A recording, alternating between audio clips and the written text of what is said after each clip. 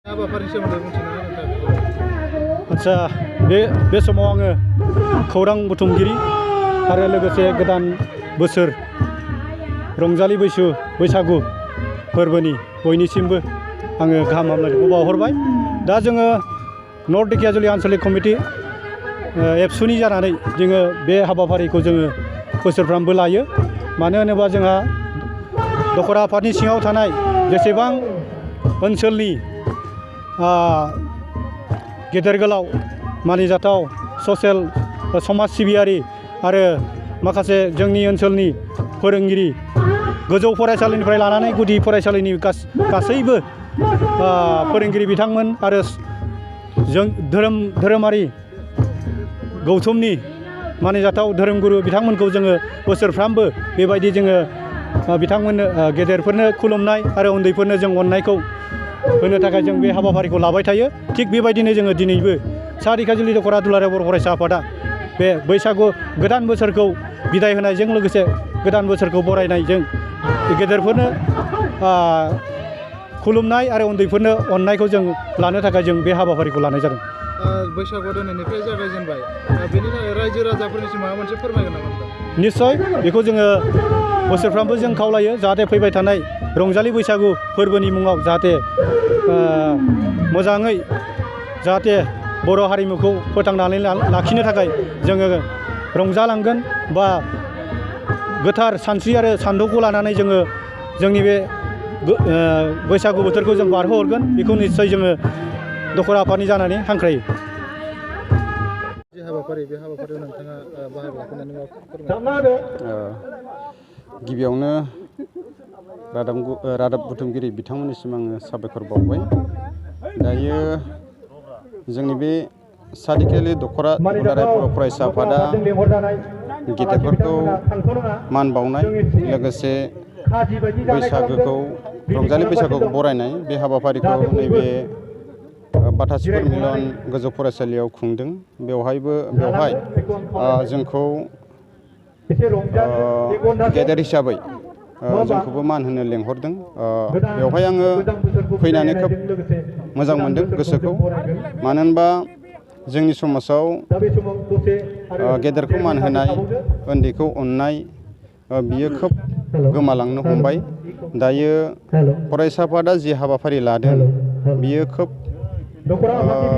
गोजोनथाव रादाब। मानो होनब्ला दिनैनि बे समाव जोङो साफ्रोमबो समाजनि गेदेमा बिथांमोनखौ जोङो गावबागाव गामि एबा न'खराव हाबनानै थानायखौ नुनो मोनबाय। नाथाय बिथांमोननि नाजानायाव जे दिनै बे फिल्डआव जमा जाफैबाय, लोगोसे गोजाम बिबानगिरि एबा समाज सिबियारि बिथांमोनहा दिनै बे फोथाराव फैनानै एबा प्लेटफर्माव फैनानै जोङो बिथांमोनखौ लोगो मोनफैजोब्बाय एबा बिथांमोनहा समाज सिबियारिफोरखौ जाबायदि मान होबाय बियो खोब बाख्नायथाव।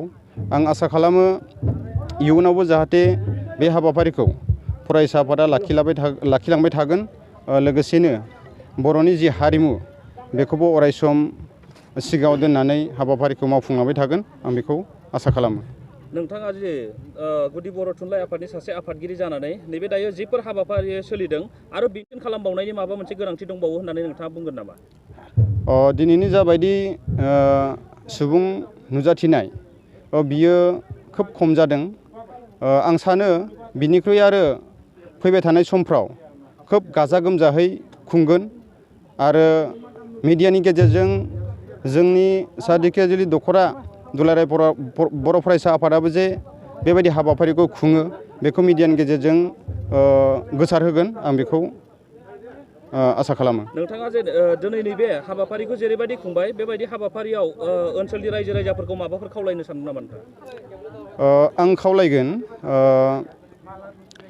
जेरैबायदि दिनैनि बे समाव फरायसा आफादा खुंबाय थ' बेवहाय बिथांमोना जाबायदि समाजनि हाबा मावग्रा बिथांमोनखौ लेंहरनानै जाबायदि बेयाव हाबाफारिखौ खुंबाय, आं सानो गामियारि आफादफोराबो बेबायदि हाबाफारिखौ मावफुंनांगौ होननानै आं सानो। दावबायारिफोरनि थाखाय मोनसे गोजोनथाव खौरां। मार्केट रङिया रेल स्टेशननि साखाथियाव केसिके मार्केट थानाय हरि मन्दिर लांगोनायाव गोदानै 8 बाजै हटेल बेखेवबाय। बे 8 बाजै हटेलाव गोबां बर'नि जानाय बायदि रोखोमनि ओंखाम ओंख्रिफोरखौ जानो हागोन। दावबायारि नोंथांमोना रङिया ओनसोलाव दावबायफैयोब्ला रङिया रेल स्टेशननि साखाथियाव थानाय 8 बाजै हटेलाव हाबनानै बोथिसे ओंखामजों गोजोनै जालांनो हागोन। हरि मन्दिरनि लांगोनायाव थानाय 8 बाजै हटेलाव हाबफैनानै ओंखाम रुथि परटा साहा आरो फास्टफुड बायदिखौ जाफैनो खावलायदों। लोगोसे नोंथांमोना अर्डार खालामना दोनहरनो गोसो जायोब्ला थोंजोङै 9893850913 आरो 7635885652 जानबुं नम्बराव फोनांजाब खालामनो हागोन।